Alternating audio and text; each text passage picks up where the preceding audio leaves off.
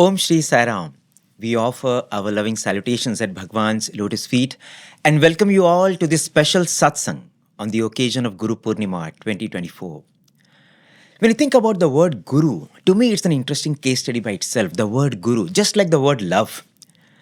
Today, if you see, the word love is used in so many different contexts, isn't it? You'll find love is used to describe your interest in a particular thing, a particular person, a particular idea. So love is used to connote something which binds you to the world, binds you, attaches you. Love is something which takes you through life's thrilling highs and chilling lows. So everything love is made up of. At the same time, love is also something which detaches you from the world. Love is something which is very liberating. Love is something that gives you that ultimate happiness, ultimate freedom. It's the ultimate. So you see, the word love is used in so many connotations, like a spectrum of something which is very binding, constricting, to something which is absolutely liberating, like the goal of everything. And to me, even the word Guru is something like that. If you see, actually, Guru as an adjective means heavy or weighty. And this word is actually a very, very heavy word. And its origins go back to the Vedas. Its origins go back to the most ancient times.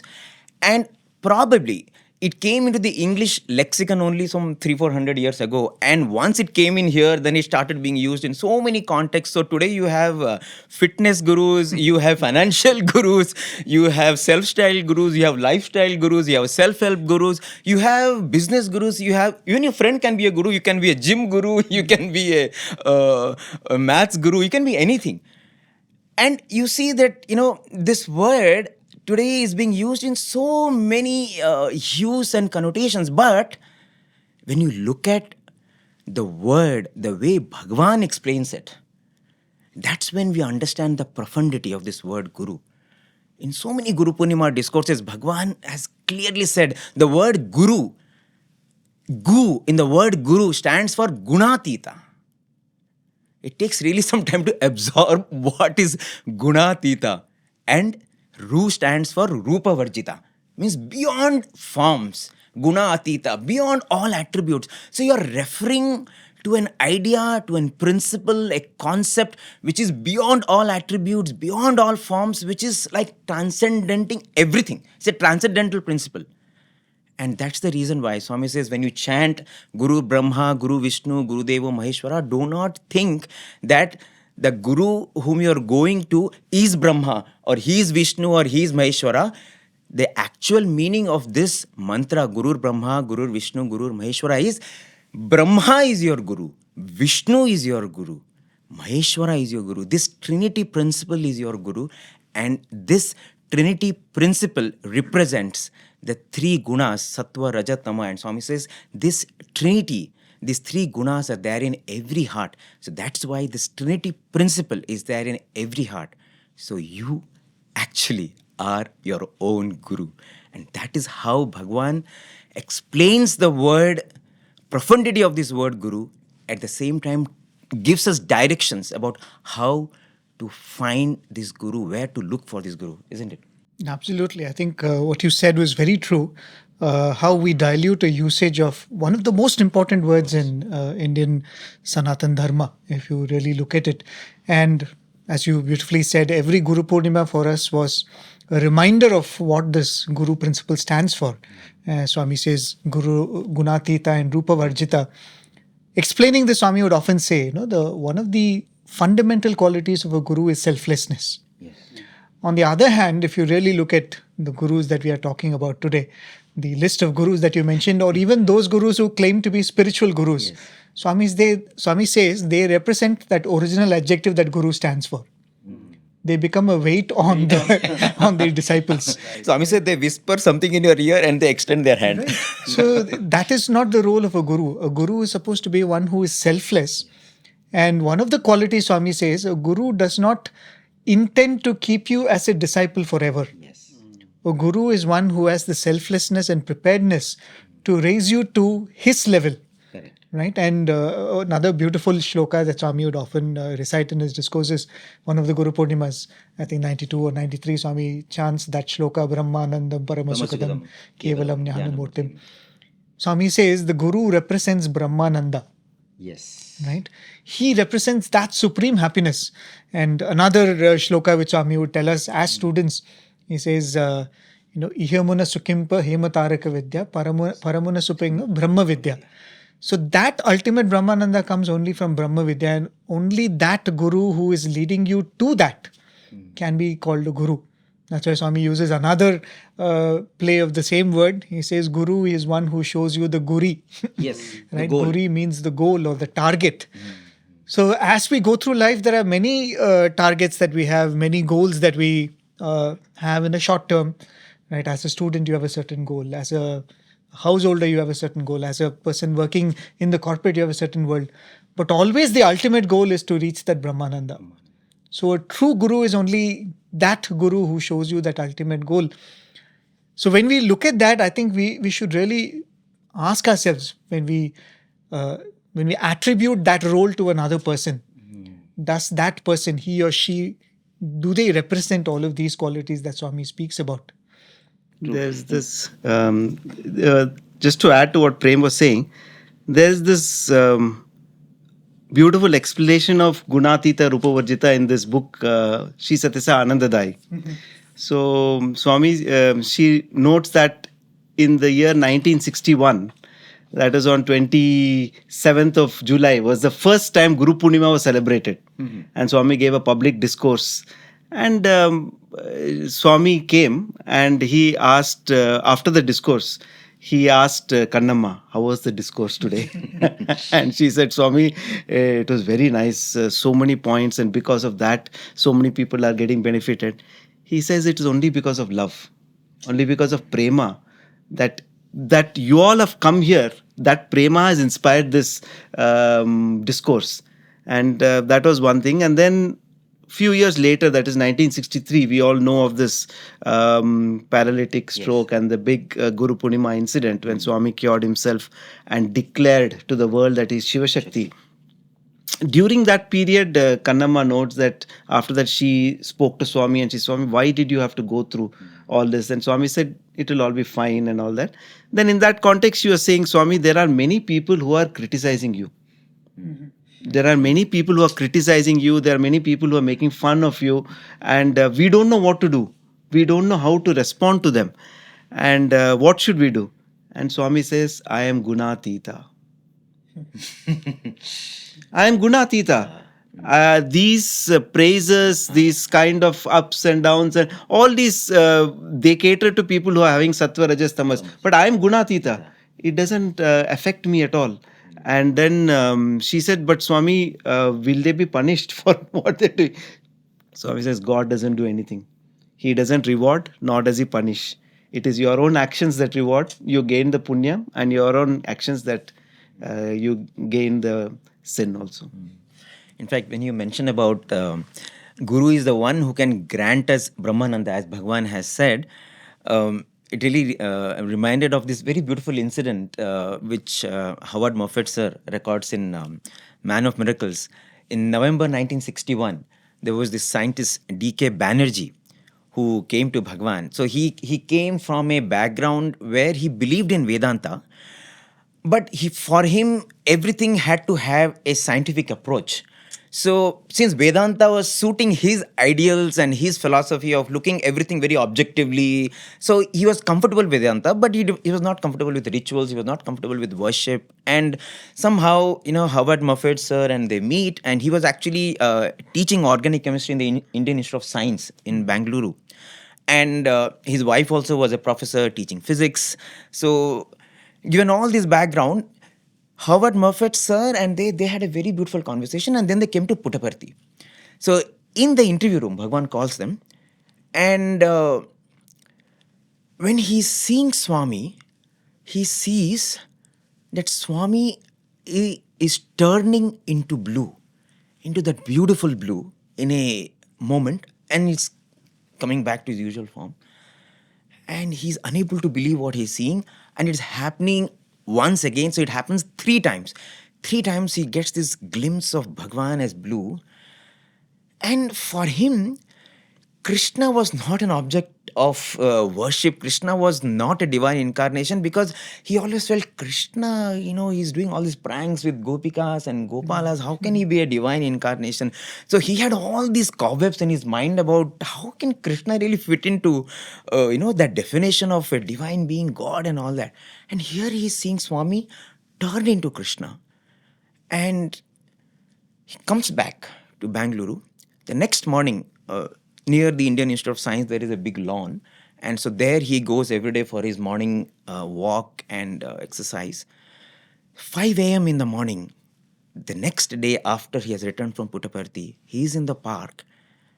And suddenly he sees this captivating blue-eyed, blue being, like a very beautiful, sweet child, running in the lawns and pacing and coming towards him.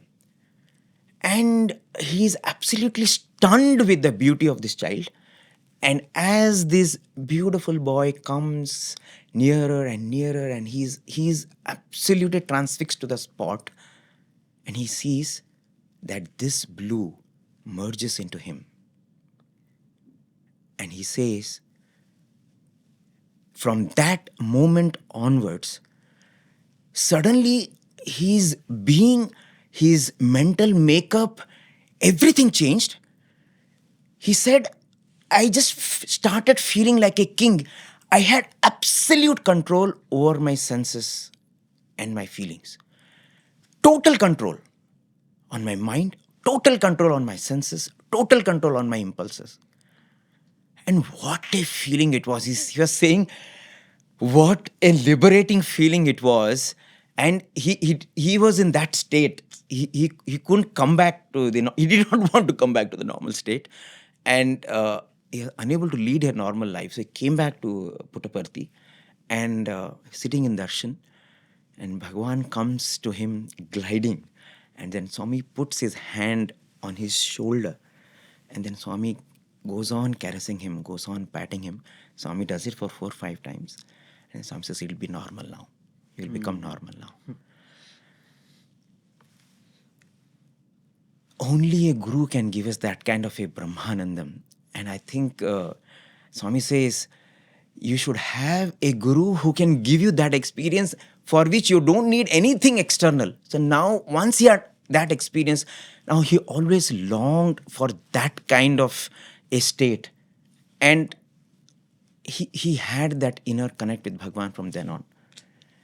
And Swami says a guru is someone, a normal guru will tell you about your past. He will examine your present and maybe guide you about your future.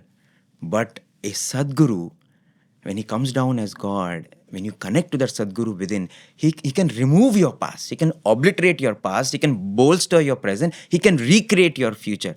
A Sadguru will ensure that you don't depend, you don't come to him again and again. You learn to navigate your life on your own, listening to the Bhagavad Gita within, right? Right.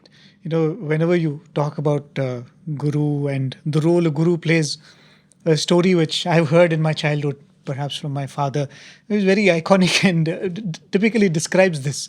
Apparently, there was this village, like a simple village like any other, people going about their daily business, finding ways to keep themselves happy and entertained, and their ups and downs in life.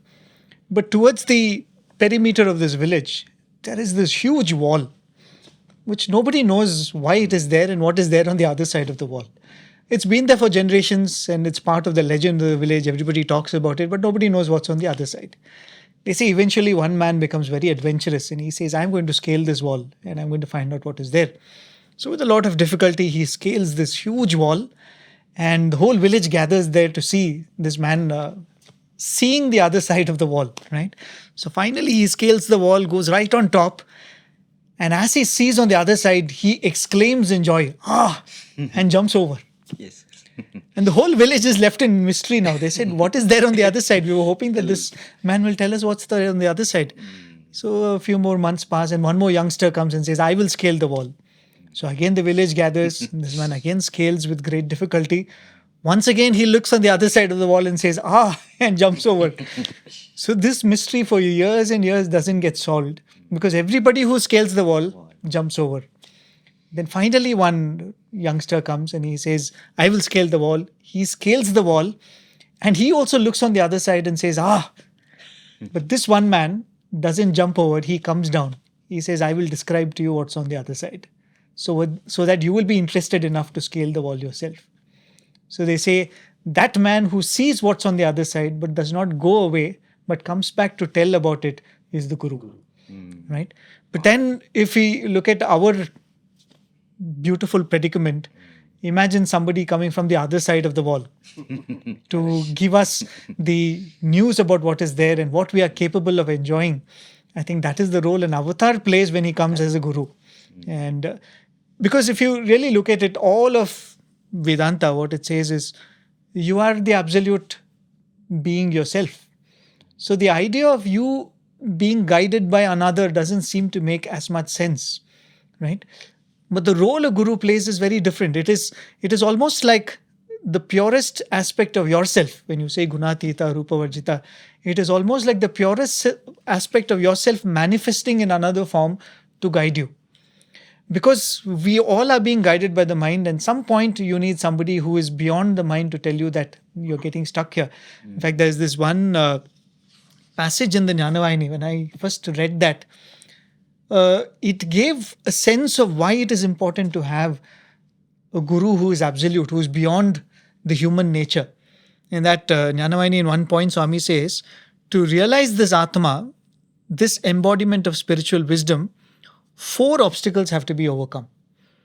He says sleep, which is laya, waywardness or vikshepa, inertia or kshaya, and the enjoyment of bliss, rasa aswadana. Right? And talking about that rasa aswadana, Swami writes, enjoyment of bliss, when inertia and waywardness are overcome, one attains the bliss of the highest subject-object contact or savikalpa ananda. This stage is called the enjoyment of bliss or rasa aswadana. Even this is not the supreme bliss, right? Which one does not attain or acquire by but simply becomes aware of, so to say. The sweetness of the differentiating superconscious state is a temptation that one has to avoid, for it is only second best. It is enough joy to act as a handicap. Right? Then Swami says, the joy is as great as that of people who just deposited a huge load they have carried for a long time. Or that of greedy people who just killed a serpent guarding a vast treasure they wanted to grab. Right? Is the mind content with merely killing the serpent guarding the treasure? No. This is only the preliminary step of overcoming waywardness. True bliss is not experienced until the treasure is actually possessed. Likewise, one must not stop with mere subject-object type of superconscious state, savikalpa ananda or savikalpa samadhi. If you read this part, it is like you have traversed the entire journey of the spiritual quest. There is an obstacle even in the penultimate stage. And you could be lost in that bliss, right? You might be enjoying a bliss that you have never experienced in all your worldly pursuits. But that still might not be the ultimate. You need somebody who is able to point out to you that this is still not the last step, you need to go further. I think that is why the presence of a guru in one's life becomes so very important. Absolutely. In fact, as you narrate about this presence of a guru, to give you that right direction, someone who is truly Gunatita, when that being becomes your guru, the kind of course corrections that they can do in your life become so significant.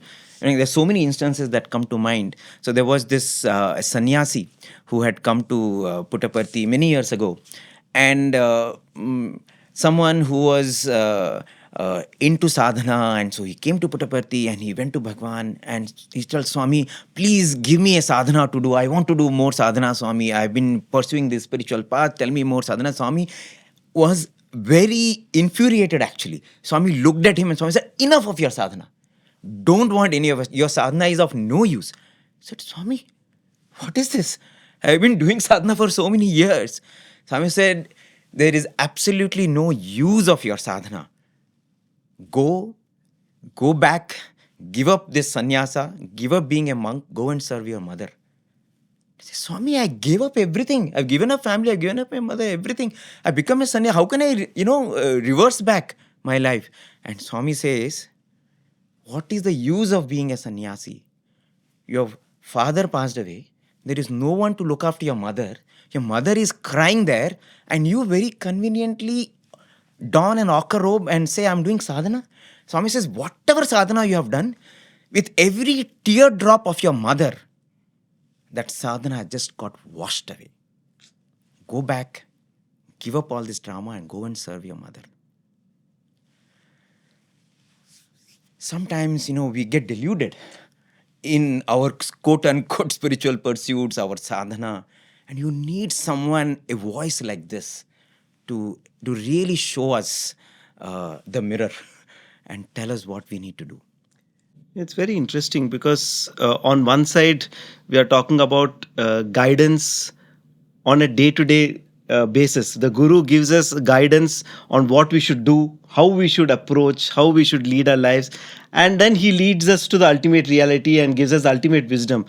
But many of us make the mistake of thinking that these two are separate. And I think that is where Swami comes and says they both are the same. In fact, he gives a very beautiful explanation for this Guru Brahma, Guru Vishnu shloka. In one of his discourses, Swami says, Ishvara is the Hridaya. Guru Brahma, Guru Vishnu, Guru Deva, Maheshwara. So Maheshwara is the Hridaya, and Vishnu is the mind, all-pervasive mind, and Brahma is the speech.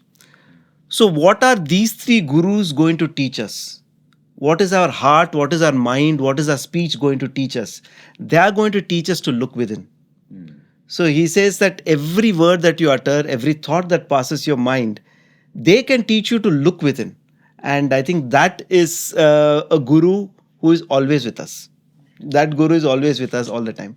And when you're talking about guru and the various explanations that Swami has given, one which we cannot miss is Swami saying guru is the one who shows light. Yes. Right? And there is this very fascinating analogy that Swami gives to explain this. Because the moment you say guru, somebody who guides or somebody who gives, right? Even the experience of Ananda that Swami gives, it is a revelation of that Ananda which is already within, right? It is not something that has been given or granted from outside. This analogy is like so beautiful. Swami says that there is a man who walks into a dark room, and the room is strewn with furniture, right? And it's dark, you don't know where it is. So he has to go from this end of the room to the other end.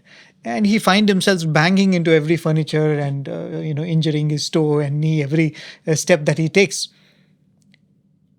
Imagine, what is the first thing you will think, what I require to go to the other room? If somebody can clear this furniture and make path for me, I can walk across.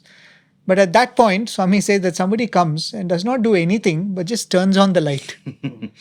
The furniture is exactly where it was. Nothing has been moved, nothing has been changed. But now you can take yourself from this end of the room to the other end without hurting yourself. And Swami says that is what a guru does. And if you really look at what a guru is doing, he is not removing obstacles. He is not removing ajnana, but he is actually showing where the obstacle is and where is the problem. Right? He reveals what is the problem so that you can save yourself from that problem. Right? Very similar to probably the explanation that Swami gives for one of the Gita shlokas, isn't it? In the Shirdi Avatar, that beautiful shloka, which is Tat Vidhi Paripatena Pariprashtena Sevaya Upadikshanti Te Jnanam Jnaninas Tattva Darshinaha.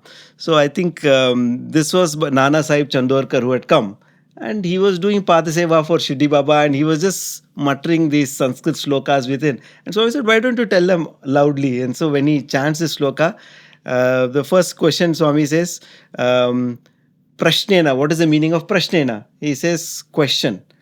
And then why did Vyasa add Pariprashnena? Was he out of his mind to add an extra syllable there? So the meaning of the shloka is, if you serve the Guru and if you seek wisdom with earnestness, and such a jnani can bestow Guru on you. So that is the traditional explanation. So Baba says that prashnena is not enough. Pariprashnena is you should have that inquisitiveness and that earnestness. And then he says, te jnanam upatikshanti te jnanam.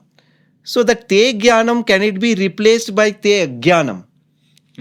Te agyanam. So then he says, why would I do that? I mean, a guru has to give me wisdom. Why would he give me It's actually a play agyanam? of the Sanskrit in that. Te jnanam is sandhi. Sandhi. So when you split it, it is traditionally it is split as te Te jnanam, jnanam. which means they confer knowledge. And Shirdi Baba says, can we make it te Ajnanam. ajnanam? Because sandhi will sound the same. Same. Still It is be the same. And then he says, how is it possible? Then he says, but that is the role of the guru. Because jnana can never be given because it is already present inside each one. He says all the guru does is to show you what is ajnana, to show you that this is not the ultimate. So once you remove the ajnana, jnana already exists. Beautiful. In fact, talking about all these people who have been guided by Swami, whose darkness Swami removed, and that is one of the definitions of the Guru, the one who removes darkness. I remember when Bhagawan had gone to Venkatagiri in 1957, and that was the time when the Divine Life Society convention was held in Venkatagiri, and all these monks were seeing Bhagawan for the first time. They had again their own apprehensions about who is a young Swami and how come he is the sort of presiding person for this monks, and of course there was a lot of transformation that happened. Swami gave one-to-one interviews with many, and there was this very elderly monk. When he came out of the interview room, he was glowing because he said, I have wasted so many years of my life. Here is someone who finally told me what I'm supposed to do. Because Swami told him, why have you gone astray? You have reached a certain level in your sadhana, and for the last 2 decades, you stopped your sadhana and you got busy building an ashram and collecting funds and setting up all these institutions. You have got completely lost your velocity and the momentum with which you are progressing on the spiritual path.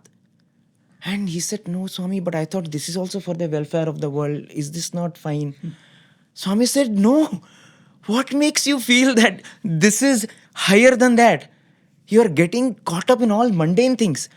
Swami said, if you had continued with your sadhana, even now go back and continue your sadhana, the kind of state you will reach, if you proceed with that same earnestness, you have no idea the difference that you can do to the world with the thought currents that you can pass on to the world.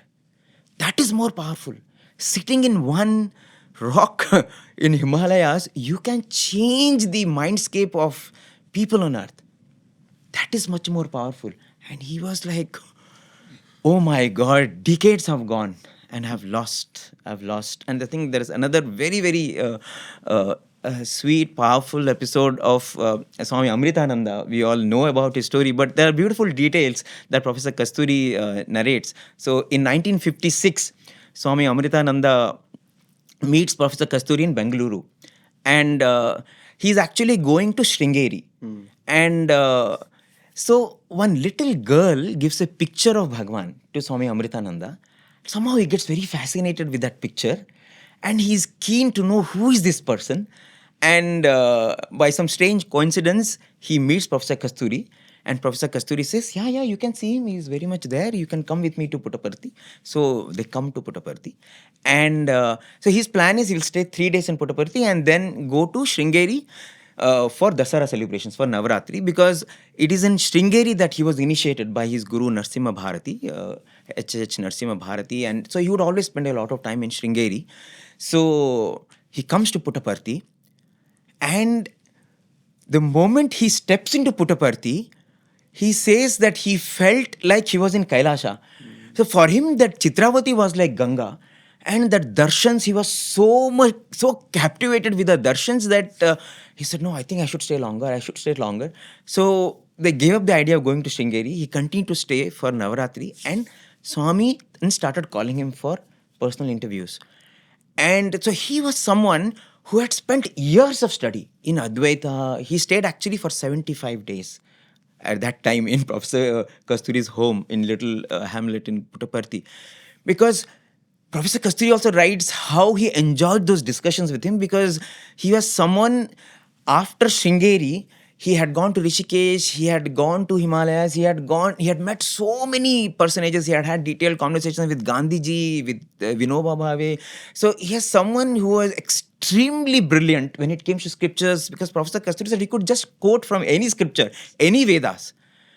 And here is a person, every day Bhagawan is calling inside, and he comes out of the interview room, and with a lot of excitement he tells Professor Kasturi, I had never heard this interpretation of Advaita from anyone. Another day he will come out and he will say, Professor Kasturi ji, I didn't know this thing about yoga. Then one day he calls him and he says, Kasturi ji, no matter what you get, if somebody gives you a palace, if someone gives you any position, don't leave Puttaparthi. You are in Kailasha, you are with Shiva. Don't leave Puttaparthi. And one day he comes out and he says, I know I'm not going to have one more birth. I have seen God. My life is fulfilled. And he says, if at all I get one more birth, I want to come back only to see that girl who gave me the photograph of Baba. I want to thank that girl. I want to serve that girl who gave me that photograph of Baba. And of course, then he also narrates that popular story that we know. 78 years ago, he had done that Ganapati Homam as a 7-year-old. And Bhagawan tells him, I know you had done that Homam. Did you get the result of that Homam? And he says, no, Swami, 41 days, I did everything that I was told, but I did not get that vision. You're supposed to get the vision of Golden Ganapati if you do it with all Nishtha. And he says, I didn't get anything. Swami said, no, you did it with all earnestness. And Swami actually gives him that vision of Golden Ganapati. So he comes out of the interview room absolutely thrilled. He says, I have found what I was searching for in the Himalayas and everywhere. I finally found that Guru. And you keep telling Professor Kasturi, you have got the goal. You have got the person who will give you self-realization. Don't leave Puttaparthi. And when he was leaving Puttaparthi, in the car journey with Professor Kasturi, he was continuously only talking about Swami and just congratulating Professor Kasturi and saying, I'm leaving because Swami told, wherever you go, however you are, I am promising you that in your last moments, I will be there. I will give you darshan. With that assurance from Swami, he's sending me away and I'm going. And Professor Kasturi writes that 10 months after that, he merged at Bhagwan's lotus feet. I'm sure he would have had the darshan of Bhagwan. So, when you look at these journeys of all these people, the way Bhagwan has cleared their darkness and given them that experience of the power of going within, of that course correction that a guru can do and only a Sadguru can do. In fact, Swami, in those days, Swami used to tell Kannamma that, the people who are very close to me in spirit, I actually don't need to keep them closer to me physically. Because Swami said, they have attained. They have understood something about me. So I don't really need to keep them close to me physically. Because they have tried to grasp what I'm trying to instill in everyone. That you should connect to the inner Guru. Because that inner Guru is awakened. Swami says, my mission is to awaken that inner Guru. And they have connected to me within. They don't need to be with me physically close. And Swami said, if you want to pray to me only for this. Pray that Swami, please become my inner Guru. Swami, please become my inner Guru. Swami, please tell me from within, what should I do? I think once we make that prayer and once we begin that conversation within, then probably we no more will be seeking directions, because we will be only listening to instructions. We will be only doing what comes as an order and an instruction from within. And I think that is the state where Bhagwan would want us to be, isn't it? No, even as we are narrating all of these stories, there is someone to whom Swami says, go back and serve your mother. Someone who says, Swami says that, why are you getting lost in administrative roles? For someone else, Swami says, serve the society. We have had discourses. Yes. Swami says, why do you waste your time in japa and dhyana when there are so many people who need to be served? The only thing that we can understand from all of this is each one of the paths that a sadhaka takes is different. And what one has to do in different stages of that path could also be different. Right? I mean, if you take anyone who mentors another person, starting from anybody who's mentoring someone's health, right? You need to take a medicine and they keep administering the medicine and they're checking whether you still need to take the medicine or you need to be weaned away from that. Or you have teachers today. Some student might be a person who who is able to learn through visual media, somebody who's learning through listening. So accordingly, a teacher will have to customize the lessons to that person. We are talking about the spiritual journey, which is so complex and which has been happening over many, many lifetimes. We don't know which stage we are in. We don't know what is good for us. So it is so important to earn that grace of that inner guru to be guided like this. I'm reminded of experience which one of the lecturers in Swami's college was narrating about his father, who was a very sincere sadhaka.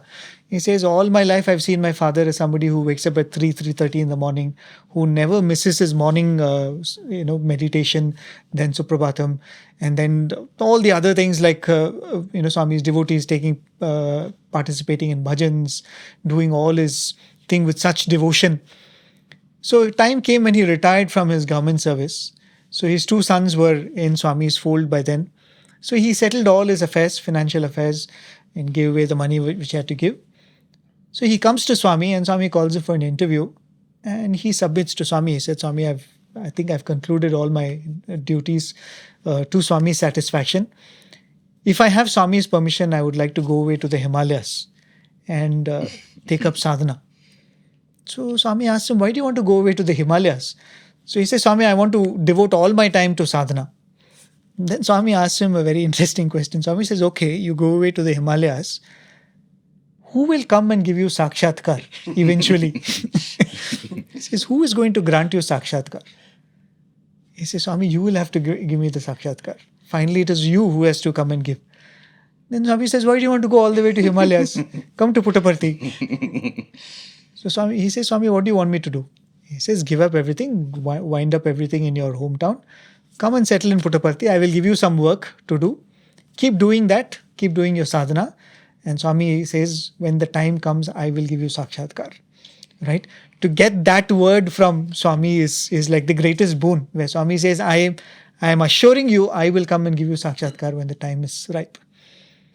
This man was very, very wise. He was not attached to his plans of sadhana. He says, Swami, that is all I need.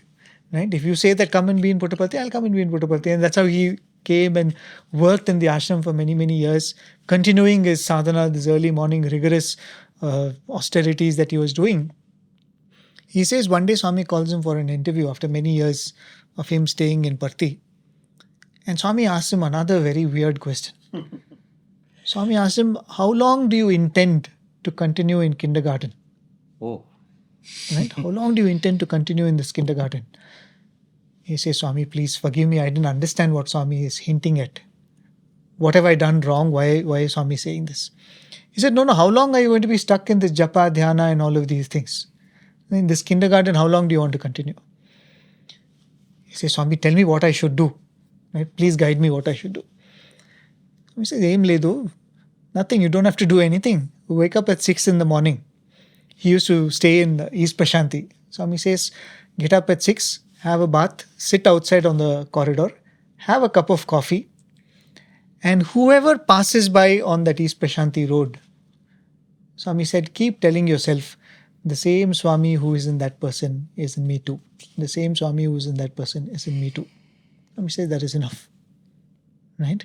When you look at it, imagine the disaster if you and I listen to the story and say, I will also do the same sadhana. That I will start waking up at 6 in the morning with a cup of coffee and that's all is needed. Right? Because that devotee had matured to that state. As a guru, Swami could tell him that, yes, now is the time when you can graduate from kindergarten. Right? I think that is why to make contact with that guru, to make that pact with the Guru that you will guide me, as Swami beautifully writes in that letter that he wrote in 1947. He says, Chaipattika padute vratamunaku. Right? I'm going to hold your hand and I'm going to protect you. He's not a guru who is just going to give directions. Right? Or who's going to say that, oh, you go to Bangalore Majestic, get into a bus and then sit in the bus for 3 hours and this particular station you get on. No. He says, if you want me to be your guide, I'm going to hold you. And every turn, I'm going to tell you that this is what you have to do. This is what is good for you. This is what is right for you. Till you reach that ultimate state, as Swami said, till the time comes when I will come and grant you that sakshatkar. I'm going to take you. I mean, this is the importance of a guru and this is the assurance of a guru that we have received from Swami. That's what having Swami as a Sadguru is the most blessed opportunity. It's I mean, nothing can compare to it. Because beyond, like what we discussed, there is no difference between worldly and spiritual. For the Guru, every word is a mantra. When Swami tells anything, that is a mantra. And over and above all this, he's progressing. He's constantly checking which level you are in, what is your level of maturity, and all that. And like we discussed, he customizes the message for each one. There's a beautiful incident I recollect. Mrs. Ratanlal was narrating this incident of her cooking for Swami inside the house in a cottage which Swami had given her in Brindavan on the other side of the mandir. So she was cooking and Swami would come and sit in the veranda along with Dr. John Hislop. And he would ask the questions and Swami would give answers. And he would either write down or he would record it. And he would later write it down. And one of those days, she was inside and Swami was speaking to him in a very loud voice. Swami saying, no, this is not right. Don't waste your time doing this, that. And Swami was, with a lot of energy, very vehement. And Swami was telling, now enough. This is enough. Now you leave and go from here. And she came to hear what it is. And Swami is telling, there is no kundalini, there is no energy, there is no chakra, there is no this thing. All this is only imagination. Now you go from here. And doctor was a little bit taken aback. He took namaskar and he left. And then Mrs. Ratanlal came and she said, Swami, but you have spoken about kundalini energy. You have spoken about all these spiritual practices. They exist. Swami says, yes, they do. Then why are you telling him that they don't? Because he is going to put that in the book. Whatever you say, he will put it in the book. He is a Westerner. Whatever you say, he will put it in the book. Let him put. But why? Why did you do that? Then Swami said, see, he's been pursuing this spiritual path. He has been searching in all these directions. And he has wasted so many years in meditation. He thought that is what is going to give him a spiritual growth and progress. But when he came to Swami, he realized that there was that gap. And that gap was love. And that gap was missing. And so now I'm teaching him that love is the most powerful. Love is the most important. Now again, if he starts going back to Kundalini, I don't know where he will go. He will go astray. And then, of course, Mrs. Ratanlal says that in a couple of days, Swami gave a discourse in the institute where again he spoke about Kundalini and said, yes, it exists. These are things, but we need not pursue them. Yeah. The moment we have pure love for Sadguru, the moment we have pure love and devotion to Sadguru, automatically things happen. And probably that other incident when, we were doing the Shravanam Mananam Nididhyasanam season 1, 1990 series, there was this lady from somewhere, Argentina, from other part of the world, who sent because we were discussing this whole concept of Kundalini. And I remember we had Professor Bhagya with us and we asked him this question.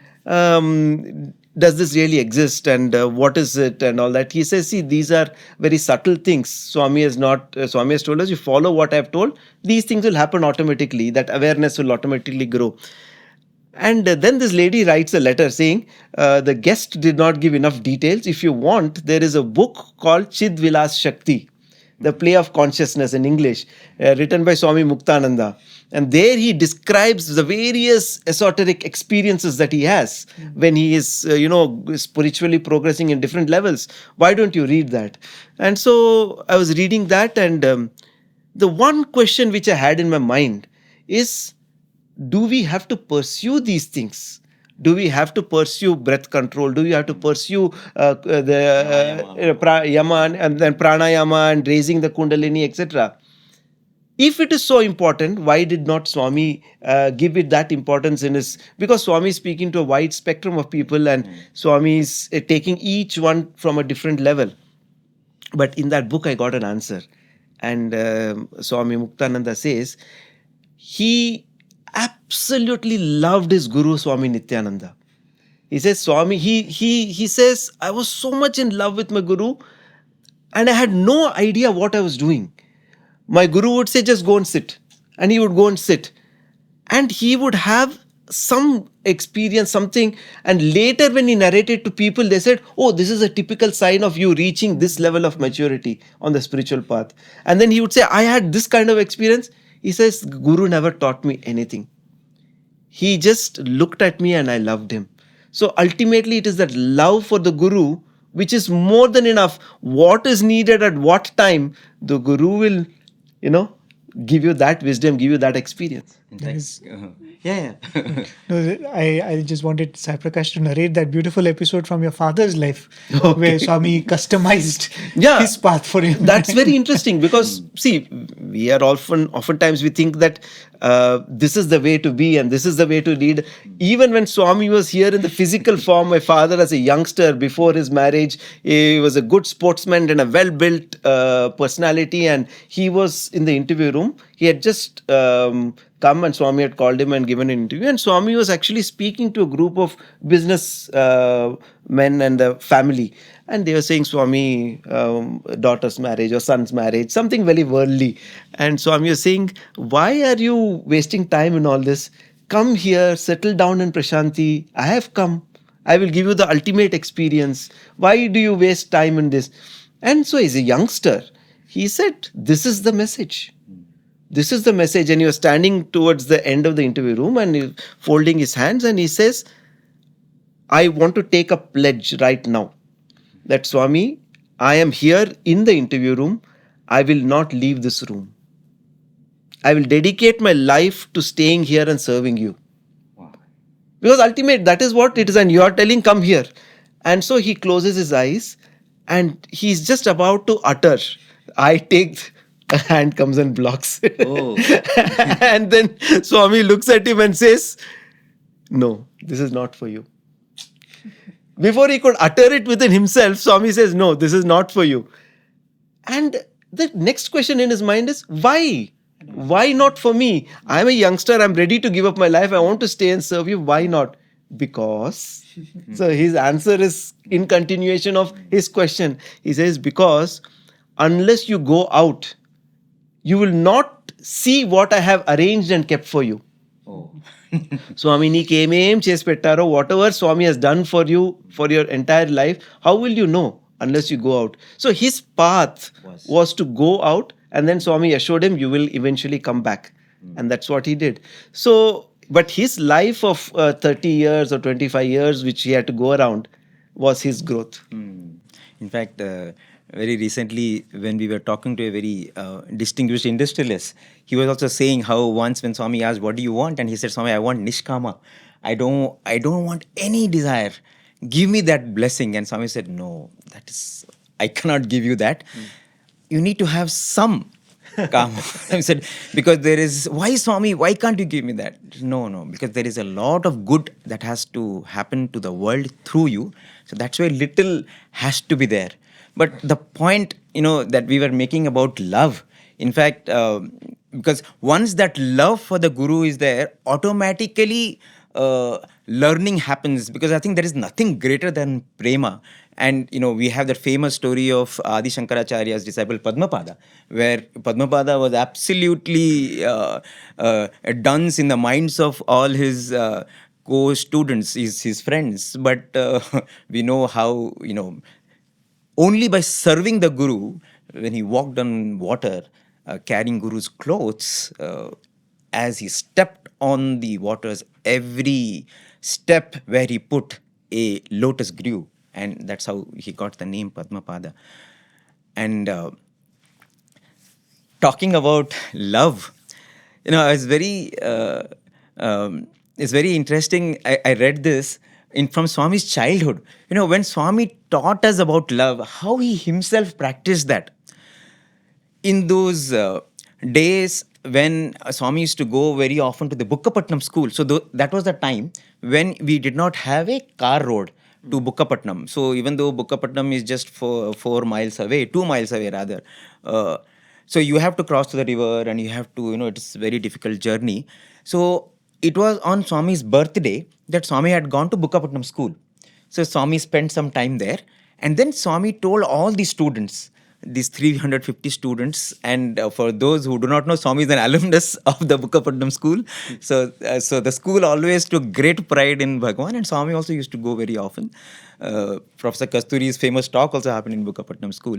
So this was a birthday morning when Swami was in Bukkapatnam, and Swami blessed all the students. And Swami told all the boys and all the students there, all of you now come to Puttaparthi. We will celebrate birthday here. Swami wanted to give all of them a nice feast and everything. And so they started. So Swami's car started. And then Swami saw that all these little ones are walking and coming. And he's in the car. And it is hot sun. And Swami stopped. Swami called all the children. Swami made them sit under a tree. And Swami said, you don't walk, and it's hot sun, you don't walk, you wait here. Swami got down and Swami ferried all the boys in his car. One by one, the car made several trips. Swami said, you're not going to walk in the sun. And they can come only till Karnataka Nagpalli. So in Swami's car, all these 300 children were shifted, and only when all the students, all the teachers came on the other bank of Karnataka Nagpalli, then together Swami crossed the river with the 300 children, and all the devotees are waiting, birthday celebrations. Swami is like 4 hours late. Swami, where are you? We are waiting. Swami said, no, I had to bring all these boys. No, I had gone to Bhagawan. I think, when we talk about love, you have a God who came down as a guru who taught us, when he said, my life is my message, and how to cultivate that love, how to cultivate that kind of an heart, how to serve. I think we have got the greatest illustration of that. And, we often say that the way to reach the divine is through his message. And when you think about, again, the word guru, and when you think about, for example, Sikhism, it is Guru Granth Sahib. There we are saying the message is the master. What is Guru Granth Sahib? Guru Granth Sahib is the text. That text is the guru, actually. I think for us, we have had the opportunity, and we continue to have the opportunity of such a transcendental one as our guru, and a guru who is ensuring that we tune ourselves to listen to him within. Right, because this is a very important thing that, as we go through whatever we have said, what we started off with, something which we repeatedly hear in Swami's Guru Poornima messages, where he says the Guru is the one who is within. The Guru is not outside. And all the descriptions of Guru, if you say, Swami finally says that, can you find any person in this world who matches these descriptions? It has to be the Supreme Lord himself. And if we really look at it, then we saw these points where the importance of having a guru, this journey is so complex. I think Shirdi Baba says in Sri Sathya Sai, it is like walking through a jungle, right? It's infested with wild animals. You need the guidance of a person to take you across this jungle. In fact, Swami was referring to this in an interview, and he said, imagine the wild animals are also invisible. Right? Because your inner enemies are all invisible. They're not foes that you can battle with like external foes. So how much more complex this spiritual journey becomes. How important it is to have that guru who is able to take you across this, customize the thing, because each one's journey is different, and the stage of that journey is different for each one at different points in one's life. How important it is to have a guru like this. And when Swami says the guru is already within, it now becomes an important task for each one of us to invoke the guru, right? God is omnipresent, Swami is omnipresent, Swami is within. But right now, perhaps Swami is not playing the role of a guru because we have not asked him to. I remember a simple episode that happened in my first year undergraduation. We had joined in Vrindavan. We were having the beautiful Trai sessions every evening. So typically a Trai session would be Swami would come and very casually talk to all the students around, and one or two elders or teachers would speak. So this would be the, every day this would happen. Sunday came and Swami decided to give a discourse. Right, so that was the first time we were listening to Swami give a discourse in Trai session. It was very beautiful. Swami was very animated as usual, and we were all so happy to hear from Swami. Towards the end of the discourse, Swami said something which was so beautiful. Swami said, every day I've been asking all of them to speak. Today I saw some of these boys who have come. Right, and Swami named some of the boys who were working in the Central Trust and Book Trust, who used to come during Sundays to Vrindavan to have darshan. Swami named a few of those boys. We didn't recognize them because we had just come into the university. Swami said, see, I saw these boys who were working in Central Trust. They have the yearning for Swami's message. So when I saw them, I felt like speaking. Right?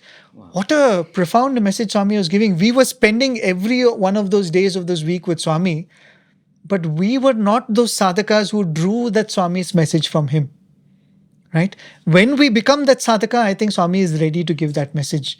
So I think similarly, Swami is seated within us, but we have not asked him for the spiritual guidance. We have not sought that spiritual mentorship from Swami. So he is waiting. When you become that true aspirant, I am ready to get up and give you the message, isn't it? When they say there are two things, Guru and the goal. They say if you latch on to the goal steadily, then the Guru will automatically come. I think that is the most important thing. We cannot go after the Guru. All we have to do is be very, very, very centered on the goal. Then at the right time, the Guru will come and give us the right instruction and do the right course correction and take us to the destination. And just to add to what you were saying, there was this brother who was serving Swami, while he was studying, and he finished almost 3 years, and it was time for him to leave the university. And so he's having this moment with Swami in the interview room, and he's telling Swami, I have had this beautiful chance of serving you, and I have related to you in so many ways. You have been like a mother to me, you have been like a father to me, you have been like a friend to me, you have been like a guru to me. Tell me, as I am leaving now, what is the best relationship that I should cultivate? Because I don't want to miss this opportunity. I don't want to miss this connect that I have established with you. Tell me, what is the best relationship I can cultivate within me so that I can feel you always? And Swami says, the best relationship you can have with me is to treat me as your Guru and be a steadfast pupil. You have to be a steadfast pupil. Treat Bhagawan as your inner voice. Treat Bhagawan as that inner core of your being. But at the same time, when we say, he is a Guru, Bhagawan will not want us to put him on a pedestal and distance ourselves. Swami would always say that, the Guru should be like the relationship Krishna and Arjuna had, where there is bhaya and there is bhakti, where there is so much love, there is so much of camaraderie. The Guru is your beloved. At the same time, you don't take the Guru lightly, because the Guru is indeed heavy. And I think that is the kind of relationship we need to cultivate, so that the only thing that weighs in our being is the Guru, his message and his words. And what comes out will only be his love, his melody, and his glory. When Prem was talking about the Trai session, I remember another Trai session. Very beautifully, Swami started off the Trai session by saying, I am speaking to your minds and not to you. You all are seated here. Your bodies are here. But if your mind is in the super bazaar, if it is roaming here and there, there's no point. What I'm speaking to is your minds. So that's why he started with Manasa Bajre. Yes. Manasa Bajre Guru Charanam. So the mind, I think the mind has to be aligned, and like Swami would say, that is the key. Yes. And when you were talking about Krishna Arjuna, there's another beautiful explanation which Ramana Maharishi gives. And of course, like we said, everybody looks at the same truth from a different perspective. And he says in the chapter 10 of the Gita, when Krishna says, amongst the Pandavas, I am Arjuna. Yeah. So he says, does that mean that Arjuna is superior to the other Pandavas? It is not that. He says that because he wanted Arjuna to learn, if Krishna is Arjuna, then who am I? Krishna is saying, I am Arjuna. I am Arjuna. He is telling Arjuna, I am Arjuna. So if Krishna is telling Arjuna, I am Arjuna, then Arjuna should say, who am I? So Ramana says, ultimately the message is through inquiry and you have to go within. And I think that inner guru is what will finally give you that ultimate state of experience. Right. And, the talking about what is it that we can do, or what is it that we should do to manifest that guru principle of Swami in our life, right? Swami is now as a mother to us. Swami is as a companion, as a friend. How do we manifest that guru principle of Swami in our lives? The answer I think Swami gives, as we were talking about Krishna and Arjuna. Swami would often tell in his discourses the association between Krishna and Arjuna for many, many decades. Right? Swami says that Krishna was already 80 years old and Arjuna was so many years old. They knew each other for so many years. They would sleep on the same bed, eat from the same plate, and they would dress alike. They were like comrades. In all sense of the term. Why is it that Krishna never gave the Gita till that point in time? Right? And Swami says that finally in that battlefield, Arjuna looks at Krishna and says, I am confused. I am not capable of knowing dharma from adharma. Accept me as your disciple and show me the path. Right? And once he committed himself to obey what Krishna says, he says, whatever you say I will do, but sishyasteham. He says, accept me as your sishya, which means explain to me why it is, what is right and what is not right, and I will follow you. There's this beautiful episode, we might have narrated this before. It was during the 1996 when Swami started giving a series of discourses. We have, I think, the whole of July and August, Swami gave a series of discourses. All of a sudden, Swami stopped. Right? And Swami asked Professor Anil Kumar to announce that the mid-semester exams are coming. Swami doesn't want to disturb the students. He wants them to study. So that was the, what was sent out into the media, into the public. Right? But actually what had happened was something had ticked off Swami. As Swami would sometimes put up that show of being disappointed. Swami said, what is the point of me constantly giving discourses? Nobody is listening to me. Nobody is following me. The students don't seem to obey what I'm saying. So I'm done with this. I don't want to give any more discourses. Right? This was the message sent to the hostel. This is the reason why Swami is stopping the discourses. And along with that, Swami stopped coming to the block where the students were sitting. Swami stopped interacting with them in the bhajan hall. Swami would keep himself away. So there was this one student who decided, no, this is not right. We should plead to Swami. We should say we are sorry about it. So he writes a long letter of about 4 pages. Right? A student who was in the 11th standard. And somewhere in the letter, he writes something very cheeky. He says, Swami, Arjuna was about to do something which was wrong. So you gave him the Gita, right, to correct him. If we are doing something wrong, it's all the more reason that you should give us discourses. What is the point in stopping talking to us, saying that you're not doing what is right? So you should speak to us, Swami. He writes this, among the many other things that he writes, and he's sitting in the mandir holding his letter. But that was a time when Swami was not taking letters also. So he was sitting, and that day, Swami comes out of the interview room, walks straight to where this boy was seated, takes his letter and goes inside. So he was very happy. Swami has taken his letter. Barely a couple of minutes later, the interview room door opens and Swami comes out. And Swami asks, where is that Arjuna? Right? Where is that Arjuna? And comes to him and asks, where is Arjuna? So he thought that Swami is asking about his classmate whose name was Arjuna. Right? He said, Swami, Arjun, he was sitting somewhere here. Letter Arjuna. The one who wrote about Arjuna in the letter.